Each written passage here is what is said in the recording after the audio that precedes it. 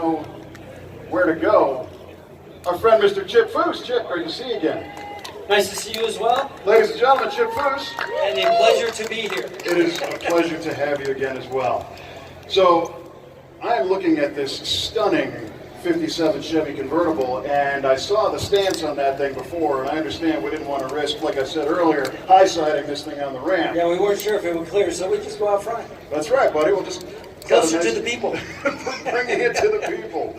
So, this thing is gorgeous, man. Tell us Thank about you it. very much. Well, actually, we were working on a Jaguar to bring to SEMA, and we were waiting for parts, and about 10 weeks ago, we decided we can't wait any longer, so we pulled this one out of the lineup that was in the shop, said we'll get that one done for SEMA. So you've heard it here first, people. Even Chip Foose waits for parts.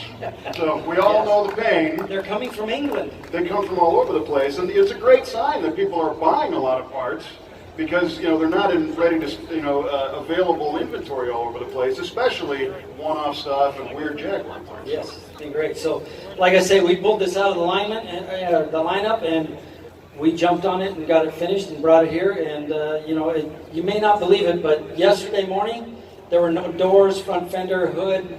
The top was just finished. Sunday morning, it's been a crazy last, shall we say, 4 days getting this car done and getting it here. No interior at all yesterday morning. And it looks like it's been done forever, but that's part of the stories behind a lot of cars that debut here at SEMA, is that this deadline doesn't change. No. You can't call everybody up and say, yes, SEMA, no, we're doing next week. Well, I get asked all the time, how can you wait till the last minute? We're not waiting till the last minute, we're using every last minute to get it done and get it here. Well, it looks beautiful. And how many people in your team were working on this to all hours of the night? Well, Friday morning, I told everybody there was 10 of us there. And if you look at the average workday, which is 8 hours, then each guy has a possibility of working 3 workdays in one 24-hour period. So I told the guys, we've got 3 days, so that's basically you've got 9 days each.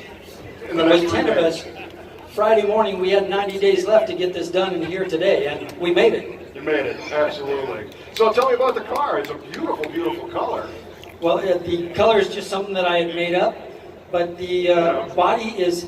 The only modifications that we made to the body is we straightened out the front fenders and doors and the rear quarters, because if you look down the sides of a typical Tri-5 car, they're all rounded. And you look down the moldings and they've got quite a bit of curve to the body side. We straightened all that out, reskinned the doors, shaved and cut the front fenders, and then also shrunk the rear quarters. Then we took that stock body and put it on a Roadster Shop chassis. It's got an LS motor that's dressed to look like an older motor. And then it's all leather interior, so it's not, the vinyl that was stock. But it's all leather and done in a design that looks similar to the stock design. But we built it for Mike Malone out of Pasadena, California, and he's excited to start driving it. The wheels are a one-off set that mimic the original hubcap, but they're 18s front and rear. And I'm excited to get it done and share it with people here. Yeah, and it's funny, you casually mentioned, it's a color I made up. We straightened the fenders. We straightened the quarters.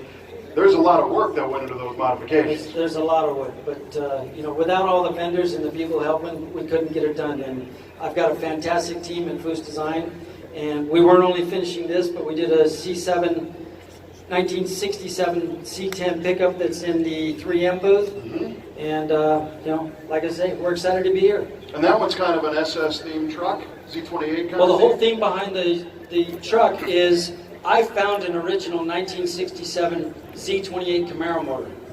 And there were fewer than 500 of these Z28 Camaros made in 1967. So that motor is a rare motor and quite valuable. And the first thought is, I need to put this in a Camaro. Well, that makes sense. Well, I thought, what if General Motors built a sport truck back then and they used all the Z28 Camaro parts? So I put this motor in. I was going to put the 4-speed Muncie. I had all the correct parts. I wanted to make it look like it was all original factory parts and that this truck could have been built from the factory. But I went ahead and put a Bowler 5-speed Tremec transmission in to get that extra gear for the freeway, because I built it for myself, my daily driver. We put a Hotchkiss suspension on it, dropped it down 2 inches, And then, of course, bringing it here to SEMA, I couldn't have rally wheels with stock tires on it. So it's got the Pirelli tires and a one-off set of Foose wheels. And I'm excited to share that with everybody here this week as well. Very cool. So the truck is in 3M? Truck is in 3M. 57 will be in BASF's booth.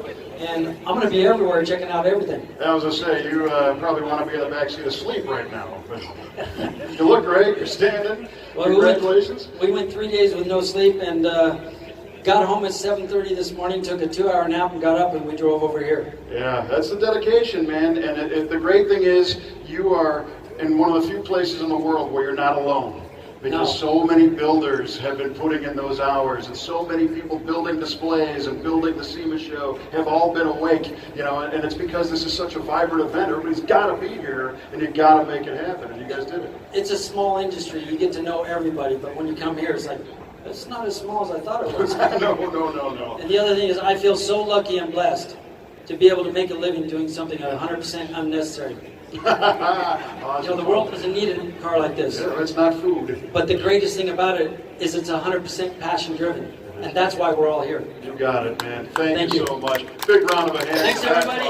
Yeah, Chip Foose with some wonderful thoughts about the passion of all the things we do here, especially at the SEMA show. Great car. Go check it out. ZZ, we get a thumbs up on the 57?